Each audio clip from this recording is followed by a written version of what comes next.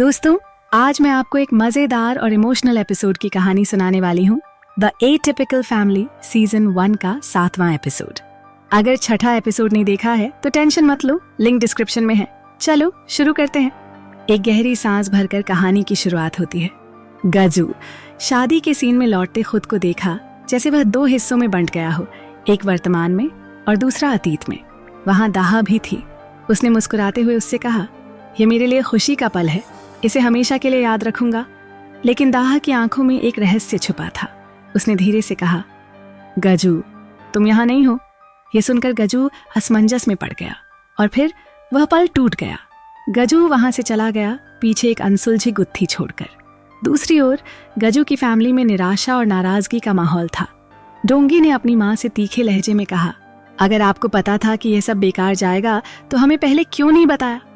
मनम ने शांत स्वर में जवाब दिया, कुछ भी बदलने वाला नहीं था। जो होना था वह हो गया। डोंगी की आवाज में गुस्सा और निराशा घुली हुई थी। उसने कहा, हमने महंगे गहने खरीदे और वह दाह हमारी शादी की ड्रेस भी ले गई। अब इसका क्या फायदा? लेकिन मनम ने उसे सांत्वना देने की कोशिश की। यह सब भले ही गलत हुआ हो, लेकिन हमें आगे बढ़ना होगा। फिर कहानी ने एक नया मोड़ लिया। गजू के पास कुछ ऐसी ताकत थी जिससे वह अतीत में जा सकता था, लेकिन इसके बावजूद वह खुद को असहाय महसूस कर रहा था। दाह के साथ हुई पिछली बातचीत उसके दिमाग में गूंज रही थी। यह सब झूठ था गजू, तुमने मेरी जान बचाई थी, लेकिन मैं सिर्फ तुम्हारी तरह दिखने वाले को याद कर रही थी। दाह ने उसे कठोरता से कहा था। गजू ने अपने कमरे में शादी के दस्तावेज फाड़ने की कोशिश की, लेकिन उसके हाथ रुक गए। उसकी आंखों में दर्द और पछतावा साफ झलक रहा था। उसी पल दाह और लंग की बातचीत ने एक और रहस्य खोल दिया। लंग ने गुस्से में कहा, तुमने सब गड़बड़ कर दी, हमें पहले से सब पता होना चाहिए था। इसलिए दाह ने एक निराशाजनक मुस्कान के साथ जवाब दिया, अगर तुम्हें मुझे बचाने का मौका मिलता है तो अब मत बचाना, मुझे मेरे हाल पर छोड़ दो। दूसरी तरफ डोंगी ने एक सूटकेस में कुछ ऐसा पाया जिसने सभी को हैरान कर दिया। फैमिली की रिंग। उसने इसे देखकर कहा, यह वही है जिसकी हमें तलाश थी। मनम ने वह रिंग पहन ली और अतीत के खंडहरों में झांकते हुए सोचने लगी कि कैसे यह सब परिवार के बीच इतनी उलझनें पैदा कर रहा था। कहानी धीरे धीरे और गहरी होती चली गई। इना, जो अपनी माँ की यादों में खोई हुई थी, अतीत और वर्तमान के बीच झूल रही थी। उसने अपनी माँ को वादा करते हुए सुना था, हम एक सुंदर घर में जाएंगे इना। लेकिन उस वादे के पीछे छिपे दर्द और टूटे सपने ने उसकी आंखों में आंसू ला दिए। स्कूल में जब हरिम और उसके दोस्त उससे बात करने आए तो ईना ने अपने भीतर की आवाज सुनी। हरिम के विचार उसकी आत्मा को छलनी कर रहे थे। दूर रहो, मैं तुम्हारे साथ नहीं रह सकती। यह सुनकर ईना तिलमिला गई। उसने अपनी हिम्मत जुटाई और वहां से निकल गई, लेकिन उसके चश्मे के बिना दुनिया धुंधली लग रही थी। अचानक सड़क पर वह एक कार के सामने आ गई, लेकिन एक अजनबी ने उसे बचा लिया। उसकी आंखों में झांकते हुए उसने उसकी सोच को पढ़ा। वह क्षण जैसे ठहर गया था। बारिश की हल्की बूंदों से सजी वह सुबह जैसे हर किसी के भीतर छिपे तूफानों की झलक दे रही थी। ड्राइवर अपनी किस्मत को कोस रहा था। आज का दिन ही खराब है, उसने बुदबुदाते हुए कहा। सड़क किनारे गिरी हुई इना की घबराई हुई सांसें और आसपास इकट्ठा लोगों के चेहरे, सब कुछ एक पल के लिए थम गया। हर कोई उससे पूछ रहा था, क्या तुम ठीक हो? लेकिन ईना की डरी हुई आंखें आसपास की भीड़ से ज्यादा उनके विचारों को पढ़ने में उलझी हुई थीं। उसी समय सुनु अपने घर में बेचैन होकर स्कूल में फोन कर रहा था। ईना कहाँ है? उसका सवाल हवा में गूंज रहा था। स्कूल से जवाब आया, वह लापता है।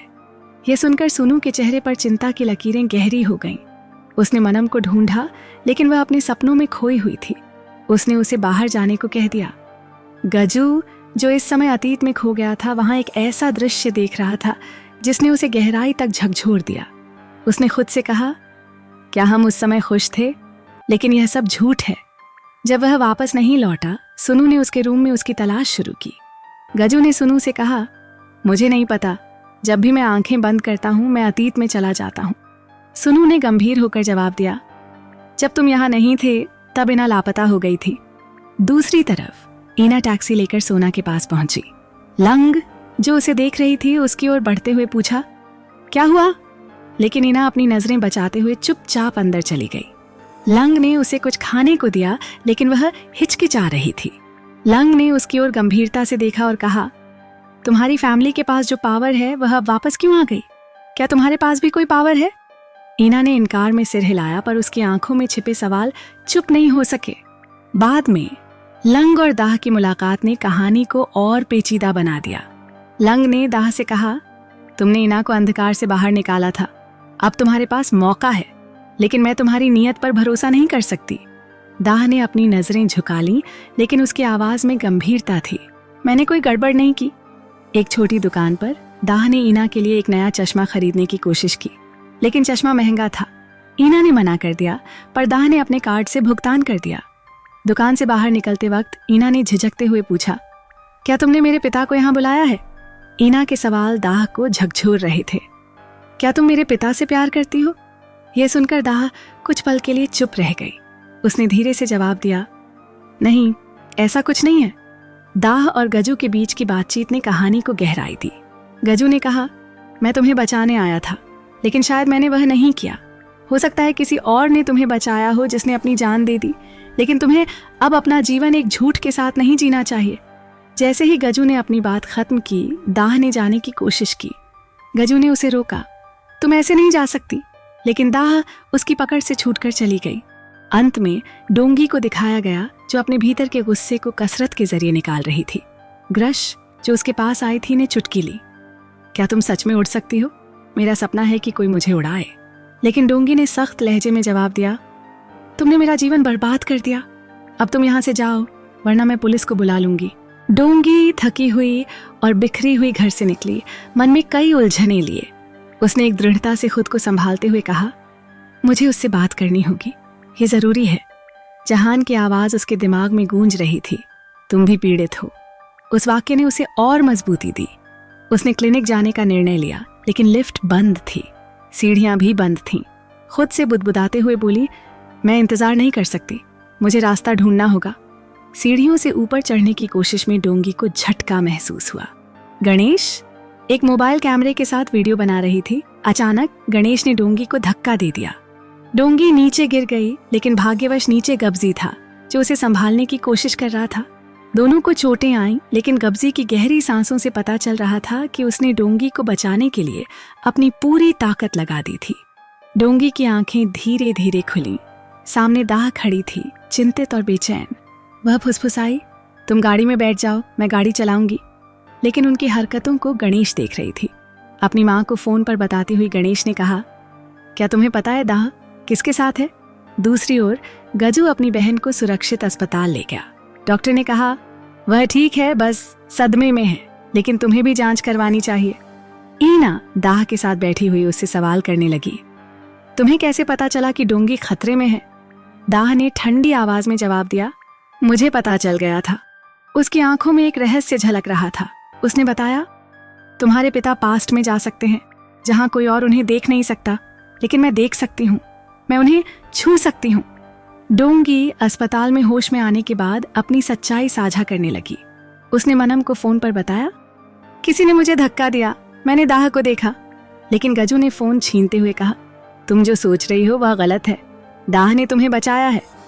डोंगी उलझन में थी। गजू ने कहा, यह लंबी कहानी है, लेकिन दाह मेरे पास्ट को देख सकती है और मुझे छू सकती है। मनम दाह से गुस्से में उससे बहस कर रही थी। तुम्हें इस बच्ची से दूर रहना चाहिए था। उसे लुभाना तुम्हारे लिए आसान था, क्योंकि उसके पास शक्ति नहीं थी। दाह शांत रही, लेकिन उसकी आंखों में दर्द साफ झलक रहा था। मनम ने गुस्से में कहा, तुम भविष्य देख सकती हो, लेकिन तुम्हें यह भी नहीं पता कि तुम्हारे नाक के नीचे क्या चल रहा है। ईना ने सुनू से पूछा, तुम ये पहले से जानते थे कि गजू के पास्ट में दाह उसे देख सकती है? सुनू की चुप्पी से ईना का शक गहरा हो गया। दाह ने अचानक गजू का हाथ पकड़ते हुए कहा, मुझे तुम्हारी मदद चाहिए, मुझे जाने मत दो। गजू का चेहरा एकदम गंभीर था। उसने कहा, मुझे वापस उस मोड़ पर जाना होगा जहां सब कुछ खत्म हो गया था। मुझे पास्ट को ठीक करना होगा। इस बार गजू फिर से गायब हो गया। वह उसी पल में लौट आया जहां उसने दाह से कहा था, मैं तुम्हारे पास्ट को मिटा दूंगा, मैं अब तुम्हारे पास नहीं आऊंगा। लेकिन जैसे ही वह पल खत्म हुआ, गजू ने खुद को दाह के सामने खड़ा पाया। दाह के चेहरे पर गुस्सा और बेबसी दोनों थे। उसने चिल्लाकर कहा, यहाँ क्यों आए हो? सब खत्म हो चुका है। गजू ने उसका हाथ कसकर पकड़ा और कहा, मुझे तुम्हारी मदद चाहिए, ये सब खत्म नहीं हुआ है।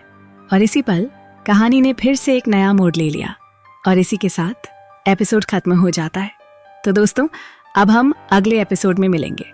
तब तक के लिए अलविदा।